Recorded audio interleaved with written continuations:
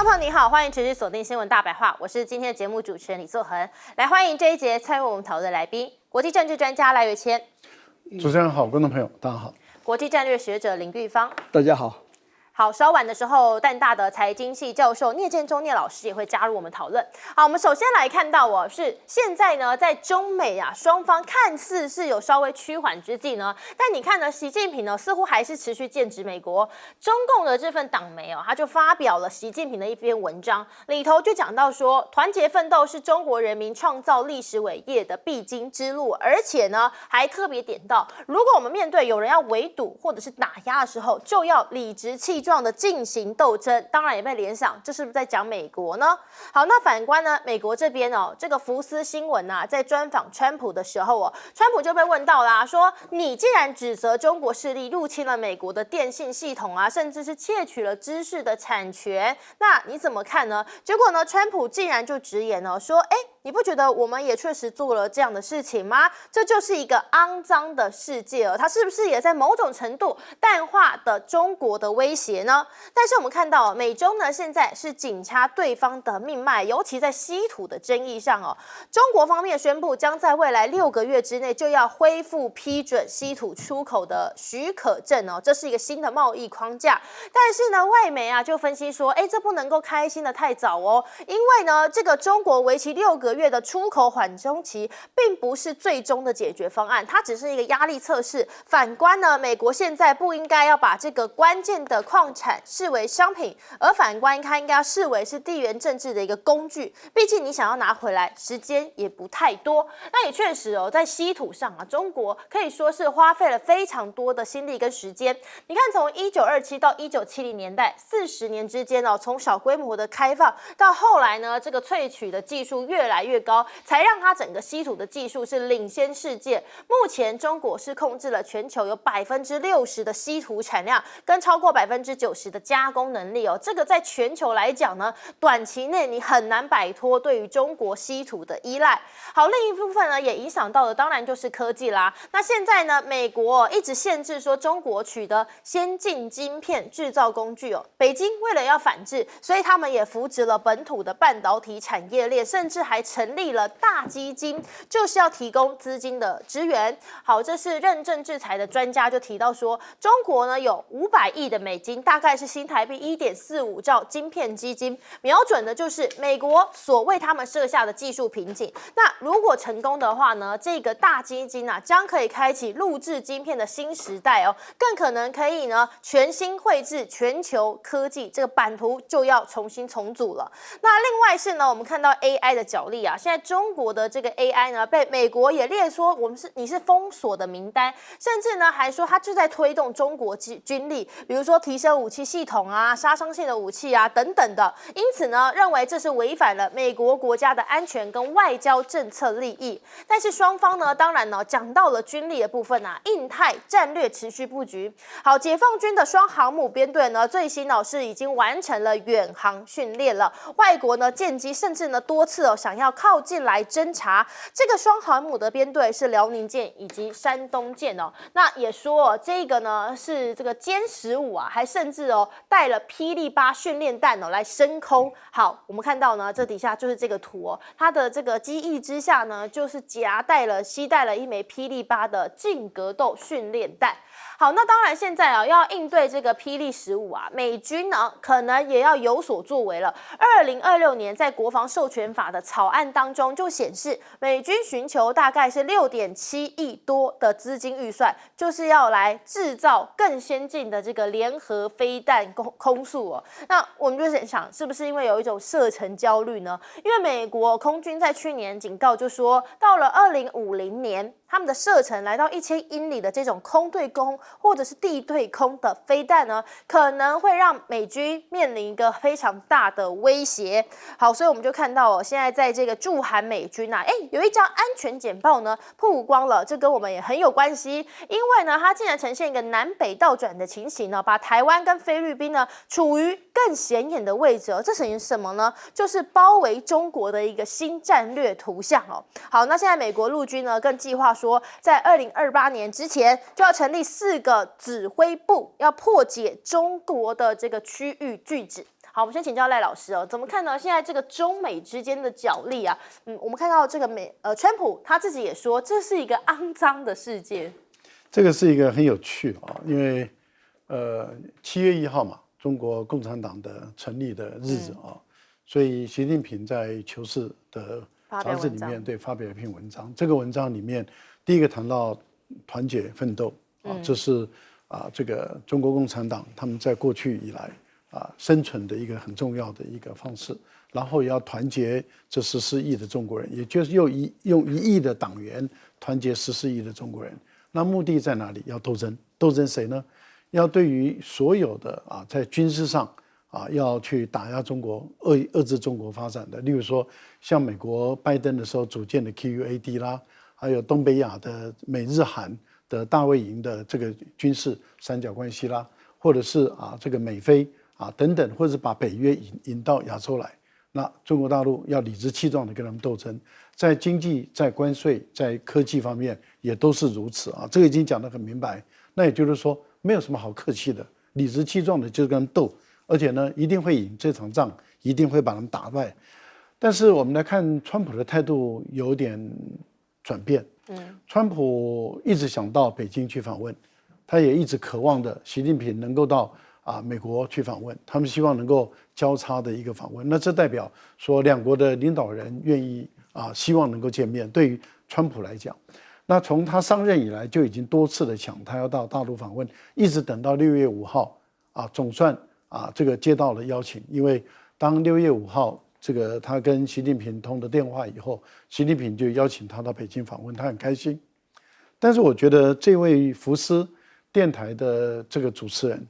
他可能没有跟上脚步，要不就是他想挖个坑给川普跳因为看起来不像是做球给川普。为什么？因为他用的论调几乎都是拜登时代的论调。可是我们都知道，川普最讨厌的就是拜登时代的人。但他用的全部是拜登时代的论调，说中国用骇客啦，那个通讯啦，然后疫情啦，什么什么什么讲一堆以后，就意思也就是说，你看中国对我们那么坏，他等于是好像就川普要顺着这个话来讲。那在过去以往，美国的官员都是顺着主持人的话，就把中国大陆批了一顿。结果川普他的回答完全不是这个样子，他的回答是刚好完全相反。他说，我们也对他们这样做我们也很坏。然后这个主持人就说，难道我们都一样坏？他说这世界比你想象的还要坏那也就是说，他等于是把整个主持人设想的要在这个节目里面把中国大陆臭骂一顿的全部都化解了。结果这个主持人还是不死心，再追一句说，那他们把那个真菌带到美国来什么意思？川普的回答更有意思，他说，你怎么知道那个真菌从哪里来？帮中国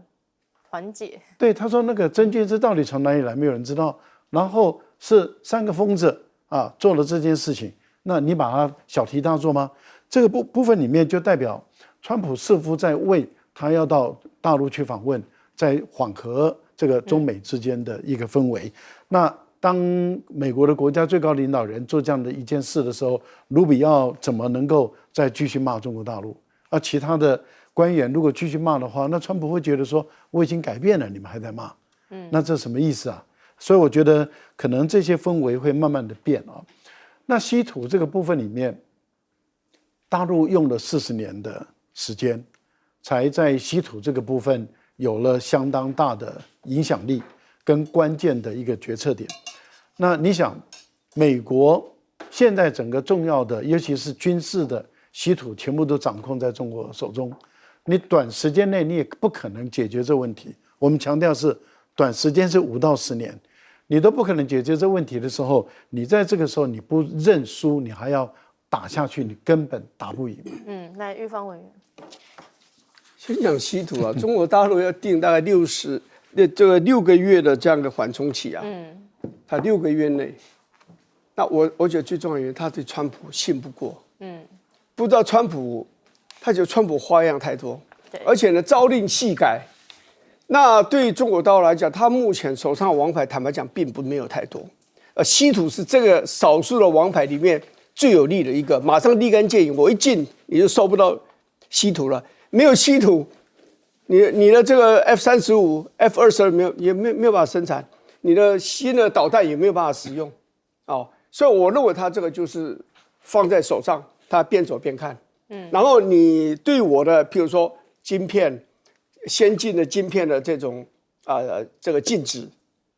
你是不是还继续实施，还是要对我放宽？所以他要密切的观察，还有关税，最重要的关税。所以这个是中国大陆就变得灵活了。那你跟川普这样打交道，你不灵活那就找死嘛。因为他变，你要跟着变，他变你还没变，那就完蛋了嘛。这里讲到这个飞弹的问题，的确哈，你看飞机再好，这是一个平台，真正这个飞机把敌人的飞机给打下来，主要靠的是飞弹把它打下来啊。所以你的飞机再好，你的飞弹应该这样讲，你的雷达看不到对方，你的飞弹打不到对方，你这个飞机再好也没有用。所以飞机基本上就是个平台而已。那现在来讲说，已经很不简单，像这个 AIM， 这个260，说美国这希望它能够大规模生产，这个距离啊，射程到达240到320公里，这是真的很吓人。更吓人是美国空军自己公布，说到2050年，离现在也没有太远，就25年而已，可能会出现一种这个地对这个空对空的这个飞弹，射程1000英里，1000英里就是1600公里，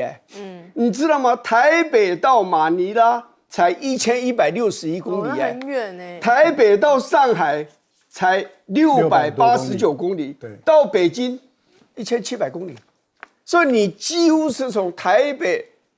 起飞的这个飞弹，你一下就会打到北京刚起飞的这个飞机，可是我刚刚讲过，讲起来就是说这个距离要研发出来，射程可能还比较容易，最重要你的雷达可不可以咬住对方，而且持续的咬住对方。所以为什么说从5代机开始引申的功能，就是作为一个先进飞机的一个检验的标准，就是你不能让对方看到，不能让对方的雷达咬住你，所以如果你的飞弹再好，你的雷达咬不住对方的飞机，那也没有用嘛，那也没有用嘛。所以，但是这个值得看得出，而且它指的不是只有空对空哦，空对地哦，空对地要达到1600公里，你说这个25年以后，那个也够呛的啦，那个就整个的战争的形态就真的会有很大很大的改变。所以呢，你知道，就战争很残忍，可是为了打倒对方你就用尽脑汁。所以其实人类科技里面最进步的某一点来讲，不是医学，是军事的科技的发展速度真的是最快的。我虽然用来杀人，我是觉得是不太好了。当然这也说是不是现在呢，美军有一种射程焦虑呢？来，念老师。OK。射程焦虑，我是不是会讲一下那个现在围堵这个问题啊？其实我觉得一个国家我常在讲4鼎啊，4个4足鼎立啦，3足当然也可以立一个椅子桌子，但4足就政治、经济、军事、文化。其实你看一下，我们在讲到围堵之战，习近平为什么讲说面对围堵要理直气壮？当就剑指美国嘛，非常清楚，因为从政治他到处围堵，经济当然不管是关税或任何方式，你看围堵。中国是怎么围堵？第二就军事，那一样用各种舰艇空海陆这样围堵。当然，人文化的认知战都在围堵，所以政经军文都在围堵。当然，最后的科技更重要，可以撑盘所有的顶的这个科技更围堵。当然，这个他万万没想到，中国其实也有一个王牌，也就是这里上面有写到的，就是他们已经有40多年，从1927年到1970年。从小规模的稀土的慢慢磨练，慢慢开始到外销。当时它的这个精致冶炼还没有这么成熟，现在到全世界没有一个地方能追得上，已经到全球的90%的加工的这个精致冶炼到他的手里，握在这手里。即便川普非常聪明，一上来发觉我们只有1900万吨的稀土储量，而中国有4400万吨哦，这么大的差异，25倍的差异，他怎么办呢？很清楚嘛，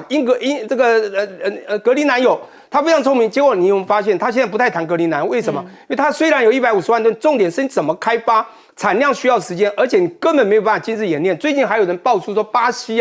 也有这个所谓的这个稀土的一些储量也不小哦，在全世界可能第3。但是呢，美国也想去动，可是有用吗？因为你演练不出来，这跟晶片是一样的道理。就是美国磕住中国的脖子，从川普1.0版，从2019年5月到2020年的2020年5月到2020的5月到8月到8月到9月，总共3波的这个华为的禁令，大家非常清楚知道他在磕这个晶片。中国晶片的时候是怎么样的去围堵，然后当然到了1.5版，就是拜登时候的所谓的这个晶片法案，到他现在不断的磕，才发现，对方的这个牌好像比我还大，所以我觉得美国现在会怕了。因此，我觉得这次呢，川普讲出了一些缓和的话。那当然，我现在再讲一下，就是讲到这个所谓的这个福斯的这个节目主持人，我觉得这个主持人只是想讲一些表达一些事情，说我是爱美国的，因为这个所谓的窃取制裁权，他们不知道讲多久了，尤其跟电子有关的所谓的我们讲电信系统，其实在2011年、2012年。那个当时的华为或中兴，从他们的电话交换器再转换为做路由器、做电信系统的时候，当时美国就并了他挡了他所有的并购案。非常清楚说，他现在就是要来拿我们的制裁权，就是要透过我们的电信系统来窃取我们的情资等等的这些事情呢，其实早就发生，不是现在才发生。所以对川普来讲说，这个事情不是旧事情吗？旧新闻。第二个呢，我们更严重啊，我们全球都在做这个情资的探讨。你看以前德国说我们是霸权，在德国在我们这边放个这个所谓的情资探索器，就被你骂的半天。可是你美国在我德国所放的告诉监视器，难道就合理的吗？所以川普这次讲话也蛮合理的，他说其实我们早就在这样做了，全世界都在偷看别人，所以是一个肮脏的世界。那我觉得更重要的是，我觉得他真的聪明，他就是一个做生意人谈判，因为此时此点，晶片、稀土两边对抗，他发现中国以牙还牙的还审，或者这种各种的规则，或者给你一段时间，让他发现我急着要的东西你不给我，好，你终于给了，我觉得太好了，中国要出口，就是给我民用而已。再给吧，我军用也需要，好，我再给你一点。他发觉不够，因为他自己没办法产了也来不及精炼，所以他现在怕了，他必须要谈判，也必须跟中国商炮谈一下。不过当然，中国另外一点说，好，那没关系，你还是在扣我晶片，如果晶片技术拿到，你就完蛋了。可是没有那么简单哦。你刚刚讲的那个晶片，不管3000亿人民币啦，差不多。其实各位去回想一下，在2014年，中国就看到了这一块，就在半导体晶片就扎了。大经济一起计划，这已经第4期了，一就扎1380亿，有成功吗？你记得吗？当2018年川普上来的时候呢，习近平吓到把那几个做晶片领导人全部下马，因为你们根本都在贪，根本没有真正做，所以他2018、19又丢了2期计划，丢了2000亿，请问有成功吗？有到一定水准还没有，还是输，先进制程还是做不到啊。他们的稀土演练了40年，就跟我们台积电啊，从1980几年一直到现在40几年这种。精髓是你拿不走的，你知道吗？所以不容易。虽然他这次扎了3000多亿，一次一次的加码，好，从2023到2025加码，他的确想往前再突破。可重点是先进制程的奈米技术啊，甚至它的设计端在美国那里 ，EDA 也被美国 hold 住。那光照虽然他们有一些光刻机都做出来，还是有段距离。中国也知道这一点不行，所以他当然他一方面你磕我的烟，我尽量发展，逼近你。就像黄仁勋讲，转头就看到了，我尽量让你就在你旁边。可稀土你现在会超过我后面很多，你美国要不要跟我谈？所以我觉得美国抓到这个，中国抓到这个，美国现在它很多地方会慢慢示弱。那你再看下去，川普搞不好会越来越对中国仁慈，但不是真仁慈，是表面仁慈。那讲到这个经济的维度，我们就来看这个关税战呢。现在这个7月9号，川普呢就要来公布了各国的这个税率哦。那他就在白宫呢透露说，部分国家根本就没有诚意谈判。川普呢还直言说呢，7月9号前就为他们设下税率。好，那说呢，就是因为这些人都没有想真的谈呐。还有贝森特呢也提到说，就算你真诚的谈判呢，我也不会就因为这样把你降低，还是可能会面临高额的关税，一切就是看川普老大啦。那你这样子，人家真的还会想跟你谈吗？所以我们看日本呢，这次态度呢，当然也是踩得非常硬哦。川普现在就很不满了，他说：为什么你日本呢不买我们美国的米呢？所以威胁我要实施更高的关税。他说啊，这个他要给他们一封信，希望未来几年，当然他们是贸易伙伴，可是呢，他们竟然不接受我们的稻米。但是我们就发现啦，其实 CNN 哦，去年的时候呢，才有提到说，那时候日本人啊，才买了3亿美元的米，那所以有人他不是没有买嘛，所以他还是有买的。好，那当然呢，现在川普呢就说日本被宠坏了，他们都不买美国的米。日本方面呢就说，我们最担心的什么？就是你的汽车关税会损害到日本的经济。他就特别呢，这个日本首席关税谈判代表提到，美国如果维持对日本进口汽车课征了25%的关税哦，哇，那不得了了，这会造成日本经济重大的损害哦。日本媒体呢也提到说，为了要能够见到贝森特哦，看到呢这日本首席的谈判代表还延长了在华盛顿的时间，不过最终还是没能够见到贝森特。好，另一部分呢，欧盟我们同样看到法国总统马克宏啊，他就批评他说，美国呢就是在做勒索的行为，而且呢说这个啊不是所谓的壁垒或者是关税，因为壁垒跟关税是强国设计的，常常都被拿来当做勒索的工具，不是平衡的工具。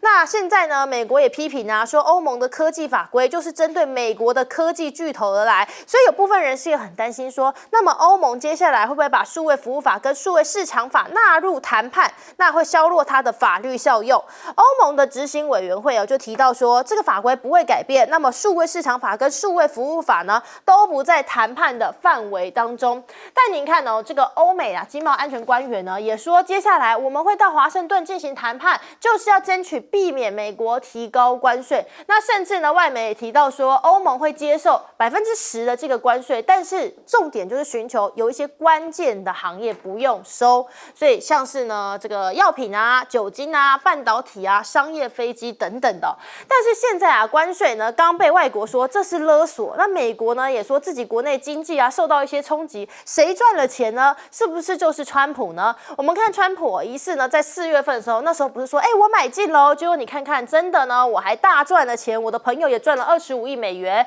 那就说是不是疑似涉嫌操纵股市要被查？那现在川普呢又说我要推出一个胜利香水，这个香水代表我获胜了，很成功了，甚至还亲自录影片来推销这款香水哦，所以这个钱都赚到川普的口袋里头了。好，赖老师怎么看川普啊？现在这个威胁课关税，显然不是每个国家真的都买单的。不买单，难道你有勇气能够勇敢的跟中国大陆一样吗？全世界目前来讲，能够跟美国打成平手的就大陆嘛。也就是说，你美国课10%的关税，它课10%，那芬太尼的20%，现在看起来可能在没有多久，迟早这个芬太尼的关税会拿走。所以你美国对中国大陆课10%，大陆也对美国课10%。但是现在的情况是，除了中国大陆以外呢，欧盟，你有勇气跟美国对等课关税吗？没有。日本呢，也没有。加拿大呢，强硬的1天都没有，1天都不到，1天都不到本来装得很凶的样子，那个卡尼，哇，我要对你课数字关税，6月30号生效，昨天6月30，结果川普在上个礼拜断了跟加拿大的任何谈判，然后加拿大卡尼突然间宣布6月30号的关税不课了，不到1天就说那我们可不可以恢复谈判？好，那你没有任何反击的情形下，那请问一下，你马克龙讲的就是空话，你日本说我不能接受也是空话，你欧盟讲说我要怎么样也都是空话，都是出一张嘴。我举个例子，现在川普把日本，他说你已经不在我的优先的考虑的范围内了因为我已经跟你谈了7轮了，对你很够意思吧？那谈的最后一轮就是第7轮的时候，这个日本的产经相他到了美国去，贝森特不见他了，见不到人了，结果是在美国打电话。观众朋友，您觉得这个对日本人来讲已经羞辱到极点了？对，你从日本飞到美国去，那飞到华盛顿，然后这个美国的财长明明就在华盛顿，他却不见你，然后跟你通了一个电话，那这个日本的国格到底在哪里？结果还要赔笑脸，然后回来。那现在的情况是这样，川普用了一招很简单，就是目前来讲估计啊，可能在7月8号之前，可能就有4个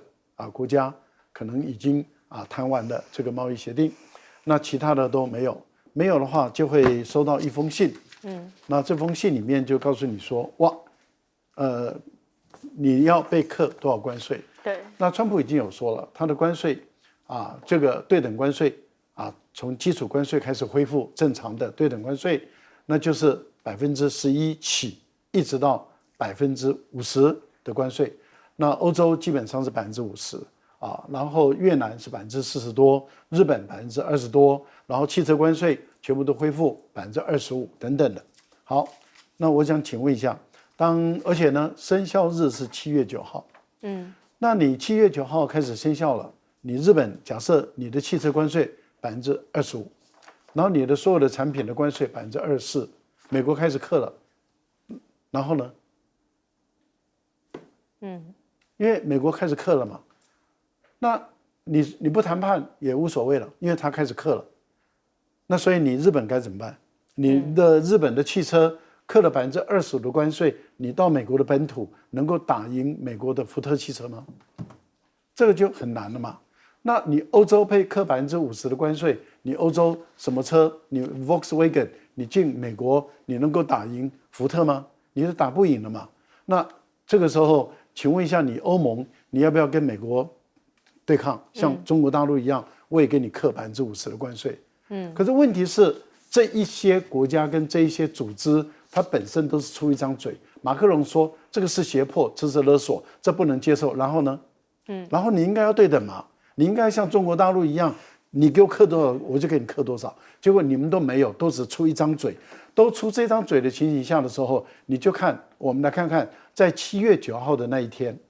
那么当美国开始对于不同的国家课不同的关税的时候，那是不是美国的进口就会减少？因为关税升高了，它的东西不好卖，那进口会不会减少？进口一旦减少，那物价会不会上涨？然后你出口会不会减少？出口一减少，你的这些欧美的工厂，它的出口量开始减少了，会不会出问题？所以出口商会不会出问题？生产制造商会不会出问题？然后进口商会不会出问题？美国的这些消费者，他本来需要的产品变少了，物价变高了，对于美国来讲，物价会不会开始又涨上来了？然后你联准会一看物价又涨了，他根本就不肯降息，然后你的大而美的计划又要出来，又要借公债，然后最后关税最低的在全世界竟然是中国大陆，10%，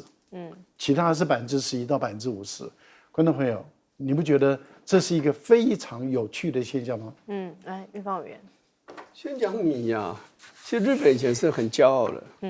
他们觉得他们的米全世界最好吃，日本米真的是还不错，然后他们的自民党因为长期执政，自民党跟农村的关系非常密切，所以他要保护他的地盘，所以呢就保护他的这个日本的农业，其中包括这个米。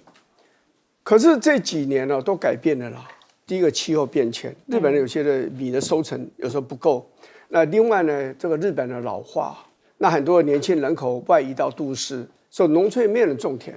所以他就开始进口米。他从很多地方进口，甚至从中国大陆啊、泰国啊，像今年的1月到5月，他从台湾进口了7759吨的米，是去年同期，去年1月到5月的6倍这么多那川普去抱怨说他没有买他没有买美国的米其实也是不对的啦。譬如说他这个去年他买了多少，你知道，30万吨到40万吨，这个米，所以说他是有买，但是川普讲话就随便他讲嘛，乱讲一气嘛，就这样子嘛，是有买，但是是不是美国的米，日本人不是太希望，不知道。我们在美国念书的时候，说实话，不要讲名字，我们都吃加州运的生产的一种米。我告诉你，我那时候天都怀念台湾的米，台湾米太好吃了。所以是不是日本人吃米，它是米的文化嘛？所以他可能他是稍微挑剔一点，他还是觉得自己的米最好，所以对美国米是有一点点排斥，或许啦。不过这几年这个情况都改变了啦，而且日本人吃米的量也大减了嘛，这样。另外讲到这个汽车业啊，日本也好了，欧盟也好，跟美国的贸易的关系不可能太平顺的了。我们刚刚讲说农村，日本人对农村很重视这样子。那汽车业呢，也雇佣很多人，像密西根州也是一个大票仓的地方。所以你看，川普在竞选前后都是对这个汽车业说了很多的好话，也开了很多的保证。但是你很难，譬如以日本来讲，日本在去年一年卖多少汽车到美国呢？137万辆，他卖汽车跟那个零附件加在一起去年一年是占了日本对美国贸易的34%。所以这个汽车加上汽车零附件卖到美国去，对日本来讲是它贸易里面最重要的部分。你像美国要拿日本的汽车来开刀，要加重它的关税，让它在美国市场没有竞争力，对日本是很大的伤害。那你反观你去看欧盟也是这样，2024年欧盟的汽车加上它的零附件卖到美国市场是622亿美元，很大的一个数字对不对如果你加上钢铝的话，是卖了240这个欧元，所以你钢铝的税的问题，你对欧盟的这些国家是一个很沉重的一个打击，汽车的税也是一样。所以像这个工业化国家跟工业化国家中间常常没有互补只有竞争的关系，没有互补的关系。你生产汽车，我也生产汽车对不对？所以这样的一个结果，你说美国一定要长期跟日本、跟欧盟维持非常好的关系，其实也不是很容易的。朋友之间也会吵架，利益有冲突。对，林老师。OK， 那个我先讲一下，这个川普的关税的确是非常有趣。他拿他这个当工具呢，然后运作成手段，然后达多元化的目的。之前常讲但他的目的非常多，包括刚才洪玉芳讲的这非常有道理，就是其实他还是有进美国的米，但是川普认为进的不够他也知道不够，因为当然就像他们刚刚讲到，日本他们自民党他本身为了保护他们自己的稻米，可能科别人的米这个税是非常之高来去科美国，而是有限制的这个买。那这就是他的目的之一嘛，我喊出一些话威胁你，所以你要多买一点，就是这样子。我觉得就是要日本人俯首称臣，可是你就没办法，美国就是老大，所以呢，你就会发现所有的人呢喊得很大声，像刚刚那个讲的卡利，今天喊得很大声，卡利很优秀这个整个学经历背景都很棒一选上的时候也是造成像英雄似的被大家这个加拿大人喜欢，可是对方真的就是太雄壮了，太壮了，美国就是老大，所以你最后还是怕，所以打不过人，最后就只好听话。可是我必须说明，就是关税打出去之后，全世界我刚刚讲分两派嘛，有一派就是完全俯首称臣的，就是 surrender 就投降的，还有一种呢就是什么呢？就是 revenge 报复的。刚才我们都看到日本开始不听，有点小报复，欧盟也是要报复，那加拿大也报复，那好，加拿大开始赢不过了，欧盟最后也可能会抵不过。我必须讲一下，就是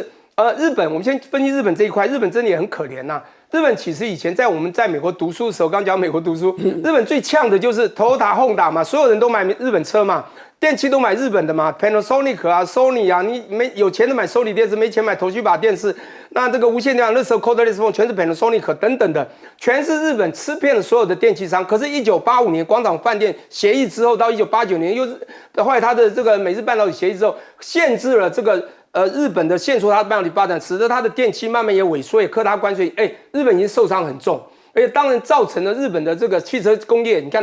这个Toyota就没有以前这么的光环了。这一次呢，再磕它，还是继续磕它这么高。我跟你讲日本其实赖以生存的过去大概就是汽车，还有除了其他，日本过去是蛮强，但现在讲怎么说都是80年代的资本强国，就是汽车电器。现在1次以后，在2次的时候再受伤害，日本怎么受得了？所以一开始打关税，日本就有官员讲说，美国这次根本就是勒索、敲诈，这不是马克宏讲而已。其实大家都知道，他现在做的就这样子。所以你看，日本当然他现在也不会说你美国要我买，因为我马上就买。所以我即便缺米，他的确缺我就是不买。你看他多不爽美国，这个我觉得现在事情就这样发生了。不过我现在要讲，就这个的世界的未来川普这样再搞下去，7月9号就要到，7月8号发那个函说恭喜大家，你的税有多少多少等等。试想一下，如果果真如此，未来会怎么样？全球情境会怎么样？这个 scenario， 美国 scenario 会怎么样？出口动能、进口动能全球降低，缺存降低之后，你 stock 货存货一定多，产业供人一定也降低，全球在慢慢一定会使得国际经济会慢慢在1季2季之后就会产生更不好的萎缩，当然金融市场会受到影响。还有呢，当然美国自己就会更惨。美国是一个制造业空洞化的东西，它需要啊。请问一下，你现在扣人家那么高关税，即便对方卖主这个 seller 吃一点吸收一点关税，他不可能血本无归全吃，你买家一定 buyer 一定要吸收。这时候你知道 Amazon 线上的一定会缺货嘛？那些小型商家进中国玩具货的，一定都要马上倒闭嘛？之前就倒了很多。那一样沃尔玛之上的上架的东西又要开始少了。请问一下，美国人怎么活？他的民生福祉怎么继续下去？所以，川普为了这个国家想要开源节流，一直用了各种想法。可这个商人还是商人，他就不是经济学家，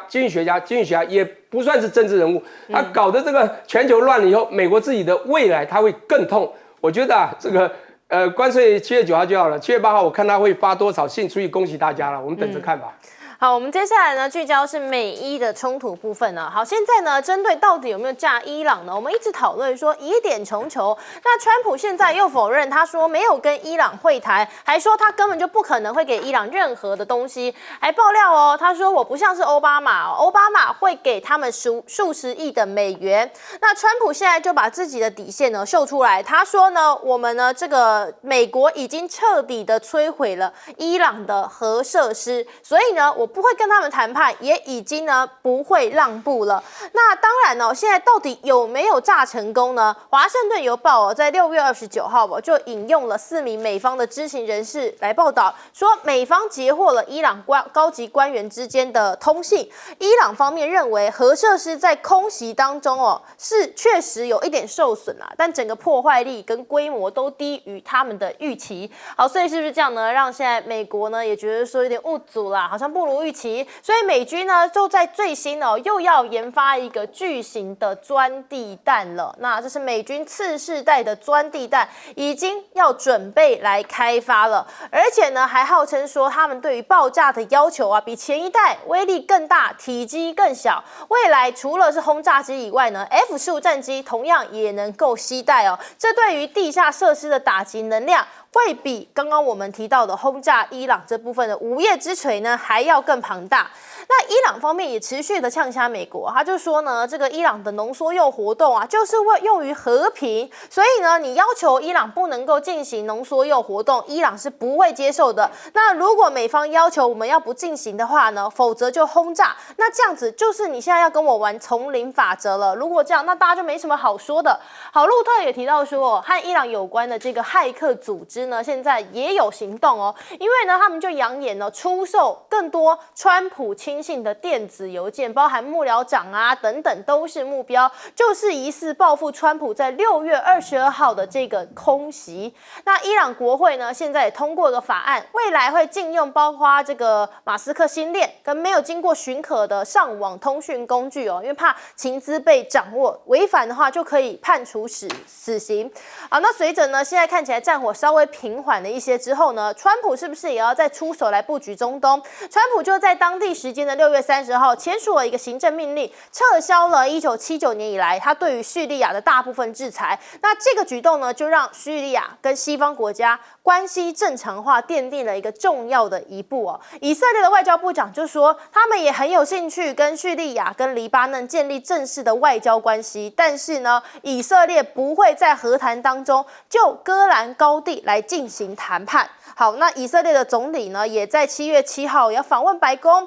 还说呢也会拜会川普，希望确保哈马斯释放扣押的剩余人质赖老师怎么看？现在当然这个美国到底有没有炸到伊朗？我们讨论了这么多天可是现在川普突然爆料了奥巴马。不，因为川普他一口就是要咬定我炸成功了。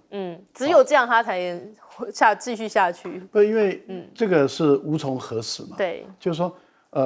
现在伊朗已经完全伊朗的国会已经通过一个法案，取消了跟这个国际原能委员会的合作。所以国际原能委员会现在回不了伊朗。第一个，第二个，他也没办法，因为回不了伊朗，他就没有办法去看这些到底有没有被毁掉，毁到什么情况？第三个就是以色列目前的情报组织，那么有了很大的损失，因为本来它的情报是成功的，为什么？因为以色列的这一次的突袭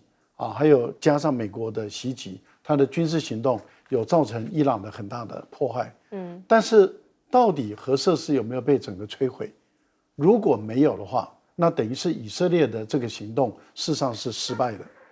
因为它的目的是摧毁伊朗的所有的核设施、核能力。但是如果没有成功，那以色列算是失败，而这个失败就造成它的情报机构很严重的被破坏，因为伊朗开始大量的逮捕嘛。那这样的话，以色列要再透过它的强大的过去所能够渗透成功的这些情报系统、特工，然后能够去掌握伊朗的核能力，它显得就更加的困难了。那既然无从核实，所以对川普来讲，我就一口咬定，我炸成功。炸成功有什么好处呢？第一个，他不用再派轰炸机去炸了，因为派轰炸机去炸有风险。轰炸机如果掉一架的话，那就麻烦了。这第一个。第二个呢，就是伊朗反击的话，再打这个美国在中东地区的军事基地，这个对美国也是麻烦。第三个就是，如果一旦没成功，以色列又要对伊朗发动攻击，那两边又打起来，可是距离又那么远，也不可能派地面部队把伊朗的这个政权推翻，所以又这样炸来炸去，那又没有什么意义，然后又造成这个地方的经济啦安全的秩序又大乱。那么以色列，而且伊朗现在的导弹能力比以前更强，它确实能够突穿以色列的防卫网，而且造成他们的地方的伤害，这个对以色列也不是一件好事。所以对川普来说，我就是一口咬定就是炸了，炸成功了，那这样的话就不要再打了。以色列跟伊朗不要再打，美国跟伊朗也不用再打，美国也不要去担任任何风险，就这样子这个船过水无痕，大家都 happy 嘛，你 happy 我 happy， 大家都 happy， 大家都开心嘛，就这样过了。但是偏偏欧盟的情报圈说没有炸成功，偏偏有一些媒体记者他就一定要去追到底，然后美国的偏偏他的国防军事情报局就是说没有炸成功，那当这些一直出来的时候，大家就在问好，如果你川普一旦对伊朗炸成功了，理论上讲你对伊朗已经没有核能力了，那你对于他的制裁应该要解除了吧？他没有核能，因为你当初是因为他有核能力，所以我制裁他。那现在他已经没有核能力了，你为什么不解除跟他制裁？可是你又不解除跟他对他的制裁，那人家就会怀疑，那应该还有核能力所以我们才会看到说这样的一个整个发展，坦白讲是一个罗生门。不过我倒认为，只要美国还愿意跟伊朗谈，那就是代表伊朗的核能力还保存住，并没有被完全摧毁，只是说最好的方法就是你秘密的就把它运到第三方，神不知鬼不觉，我就送你一些东西，你也都不要讲，大家就这样子开开心心的蒙混过去，那你也开心，我也开心嘛，那就我把你制裁也解除，我也帮你盖一个核电站，这才会传出说美国要拿出200多亿，然后要由沙特他们来出钱。来帮他盖一个核电站，才会传出这样，川普才会说我没有，才会有否认的这个事情。更多的国际内容马上回来。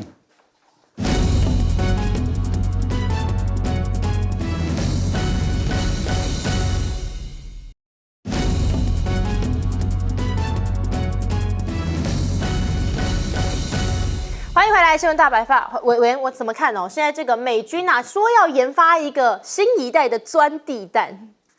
因为它这个真的是很大，它目前这个3万磅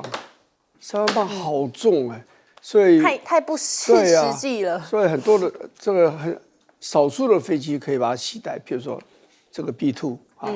它一般的这种飞机大概都载不动了，太重了，所以这个以这个战术的使用来讲，它是应该把它缩小一点，重量不要太大。不过讲这次的轰炸你说它完全没有受伤，这不可能，不可能。对，它从通气口丢下去，这是攻势最脆弱的部分，向外连通的唯一的管线就是那个通风口，所以从那丢下去，绝对在坑道里面那个爆炸，而且它不是一次爆炸，它钻地下去了，在第二次爆炸下去，伤害应该是还算是蛮重了。但是你说摧毁了整个伊朗的核子设施，我想大多数人都不会相信，因为第一个它是这一座山，你有没有发现它有一颗的这个3万磅的这个炸弹丢下去后是几乎是滑出来或弹出来了？为什么？因为太陡峭了，所以你没有办法扔进去就被弹出来了。那你去想看，它是在山里面做这个地下工事，如果在平地造这个地下工事，我想这地下工事再坚固，大家都被摧毁差不多。它是一座山，这个山搞不好都已经被它挖空了，而且它这个隧道一定是弯弯曲曲的，不是直线的，不会说你一炸那个震波就可以直线的冲过去，把它所有的设备全部都冲垮，不会，它都会转弯的嘛，绕来绕去，绕来绕去，所以相当程度的这个核子设备是被保存下来了，而且最重要的是400公斤的那个浓缩铀到现在没有被找到，这个才是真正的要点啊，对不对？它这个浓缩铀400磅，它400公斤，它保存住这400公斤，这是很多设备经过很多时间才提炼出来的精华，纯度只有60%，要当核子武器要90%，所以它还需要再精炼一段时间才有办法，所以还需要设备，还需要时间，但是我认为就是时间啦，所以这个美国现在坦白讲不放弃的地方在这里，可是他也不敢随便再攻击它。你发现最后其实伊朗这次的战术使用是有点怪的，他最好的东西放到最后，多弹头的飞弹是最厉害，那个比尔谢巴那个地方，那大楼整个都被他铲掉，为什么？因为它等于是子母弹一样，所以散开来，然后去轰炸一个区域。那个山坡的那个面积非常的大嘛，所以你如果再打伊朗，伊朗就用这个来保护以色列，以色列坦白讲也会吃不消哦。对，这中东火药库，我看起来呢，这风波还没有停息。休息一下，马上回来。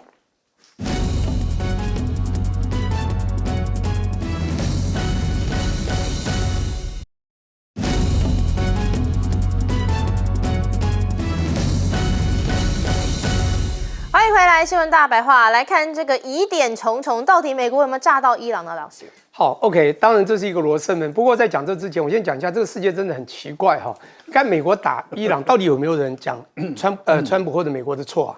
俄国只是，而且他非常师出有名哦。你一要武器东扩，要加入北约，他就打乌克兰，结果被世界打法骂得不得了。我试想一下，如果我们的对岸打台湾的，世界会怎么样？美国会不会一直骂，一直发声？这次呢，既然没有人发，这个逐渐美国真的厉害啊，师出无名都可以不被人家打法。他只有一个什么东西，只说我有核压力，说对方可能有核武器，那有核威胁，但对方讲得非常清楚啊，说我们希望做的浓缩铀是希望是和平用途啊。川普也不让他做，其实不是，我是觉得他要控制整个中东，尤其啊，他偏宠这个以色列，因为以色列自己都已经有80、90个核弹头了，却不让这个伊朗跟他一样在中东抗衡嘛。我觉得他有他背后的目的，不过到底有没有炸这个罗生门真的是很难解。你看，不只是欧洲的各种媒体在讲啊，光美国他自己在6月9号就《华盛顿邮报》就讲得非常清楚，说他们有窃听到伊朗的政治官员在他们的那些讯息说。现在他们炸到的东西的确有些毁损，就像刚刚讲的，但是呢，它的破坏性比我们预期还低，太好了。所以他们已经自己的官员的声音都被听到，而且都被证实在美国的《华盛顿邮报》，这表示其实是有炸到，但绝对不是他们炸到所谓的川普讲的，我们已经胜利了，已经炸到他们所有想要的了。不过当然，美国这个也是。真的是很奇怪。如果你说都炸完了，你干嘛还是要马上去做一个 NGP 呢？就是 Next Generation 的一个 Portable 呢？你是害怕真的没炸到吗？你觉得只炸60公尺，炸不到它的80、90、100公尺吗？还是怕它到了伊斯法罕另外一个省去了？你很怕将来还有一个更深的地方，要做一个更快用 F 战斗机不需要轰炸机就可以带着小型再去炸吗？看起来这个罗生门已经非常清楚，也就是根本没有炸到他所理想要炸到的地步嘛。